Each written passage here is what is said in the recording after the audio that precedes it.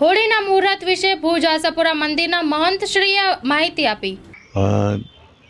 તારીખ 24મી તારીખ રવિવારે હોળી ઉત્સવ ભુજ આશાપુરા મંદિર મનાવવામાં આવશે અને આ આખો પર્વ એક કુટુંબનો ભાવનો પ્રશ્ન છે। એકબીજાને રંગો ઉડાડશે અને હોળીના દિવસે જે ફૂલા ધાણી દાળિયા ખજૂરનું જે મહત્ત્વ છે તે પણ એક આયુર્વેદ શાસ્ત્ર પ્રમાણે વસંત પંચમીમાં જે ડબલ સિઝન હોય ત્યારે પણ એનો નિવારણ થાય છે અને અત્યારે હોળી પ્રગટાવવા માટે અલગ અલગ મત મંતાંતરો થાય છે, જેમાં ભદ્રા નામનો યોગ રવિવારે સવારના 7:30 કરી અને રાતના 11 વાગ્યા સુધી છે, પરંતુ સૂર્યાસ્ત પછી એનો ઉત્તરાર્ધ ભાગ આવે છે, એટલે કે છાયા ભાગ શરૂ થાય છે।